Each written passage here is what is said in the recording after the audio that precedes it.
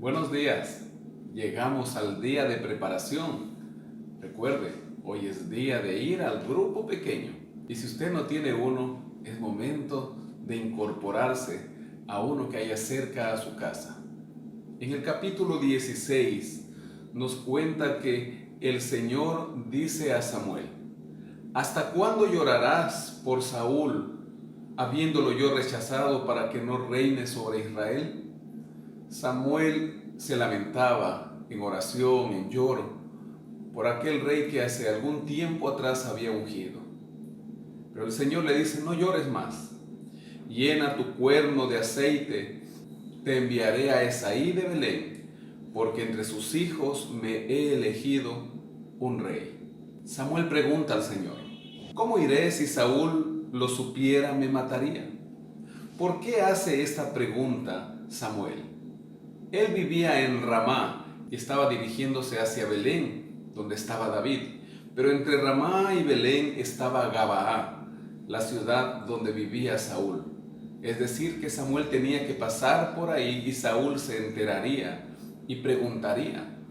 Pero ahí el Señor le dice que recuerde que él va a hacer un sacrificio. Esa era una excusa perfecta, pero obviamente él estaba yendo a hacer un sacrificio, pero también a ungir a un nuevo rey.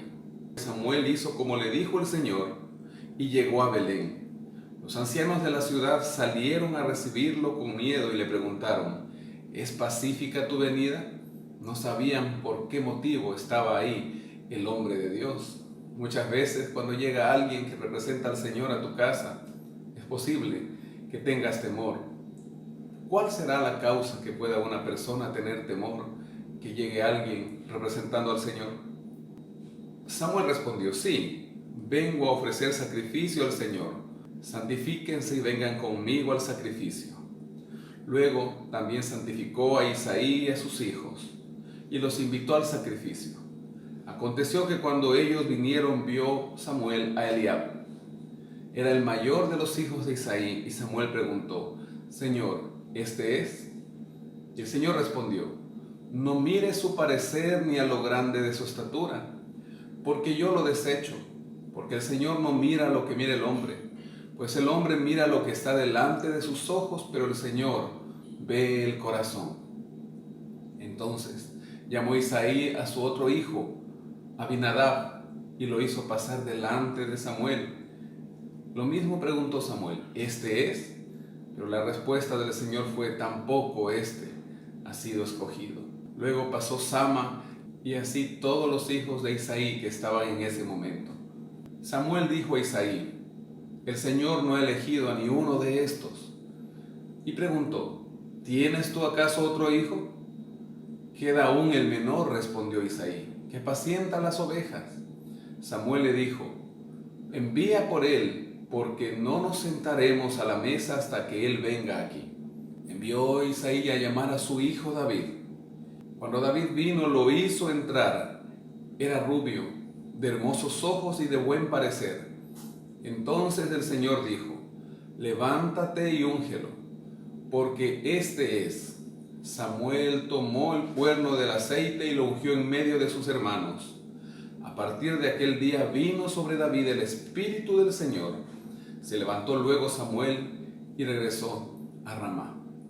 Así como el Espíritu de Dios vino sobre Saúl cuando fue ungido, de la misma manera vino sobre David. ¿Cuál sería la diferencia entre este nuevo rey y el rey que había sido ungido anteriormente? La iremos notando a medida avancen los capítulos que vamos estudiando. En el verso 14 nos dice que el Espíritu del Señor ahora se apartó de Saúl y un espíritu malo de parte del Señor lo atormentaba. ¿Por qué de parte del Señor? Recordemos que aún los espíritus de demonios se sujetan a Dios. Nada sucede en la vida de un ser humano si Dios no lo permite. Pero ¿por qué Dios permitió esto en la vida de Saúl? Simple: Saúl ya no quería saber nada de Dios. Saúl se había apartado tanto del Señor que ya no escuchaba la voz del Espíritu Santo. Se le aconseja a Saúl que traiga a alguien que sepa tocar el arpa, para que así cada que escuche la música él sienta alivio. Saúl respondió a sus criados: Búsquenme ahora pues a alguno que toque bien y tráiganlo. Entonces uno de ellos le respondió: He visto He visto a un hijo de Isaí de Belén que sabe tocar, es valiente y vigoroso, hombre de guerra, prudente en sus palabras, hermoso, y el Señor está con él. Qué bien que la gente pueda tener de uno todas estas impresiones, que sepan que hay cualidad en un hijo de Dios. Entonces Saúl envió mensajeros a Isaí diciendo: Envíame a David tu hijo. Isaí, obediente a la voz del rey, tomó un asno cargado de pan, una vasija de vino y un cabrito, y lo envió a Saúl por medio de David, su hijo. Vino David a donde Saúl estaba, y dice el versículo 21, que Saúl lo amó mucho y lo hizo su paje de armas. Y así mandó el siguiente mensaje a Isaí su padre: Te ruego que David se quede conmigo, pues ha hallado gracia a mis ojos. Así cuando el espíritu malo de parte de Dios venía sobre Saúl, David tomaba el arpa y la tocaba. Saúl se aliviaba y se sentía mejor, y el espíritu malo se apartaba de él. El libro Patriarcas y Profetas, en la página 693, nos comenta que el solitario pastorcillo se sorprendió al recibir la inesperada llamada del mensajero, quien le anunciaba que el profeta había llegado a Belén y lo mandaba llamar. Preguntó asombrado por qué el profeta y juez de Israel deseaba verlo, pero sin tardanza obedeció al llamado. Era rubio, hermoso de ojos y de buen parecer. Mientras Samuel contemplaba con placer al bien parecido varonil y modesto joven pastor, la voz del Señor le recordó que Él no mira lo exterior, sino el corazón.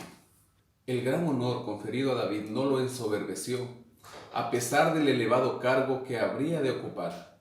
Siguió tranquilamente en su ocupación, contento de esperar el desarrollo de los planes del Señor a su tiempo y manera.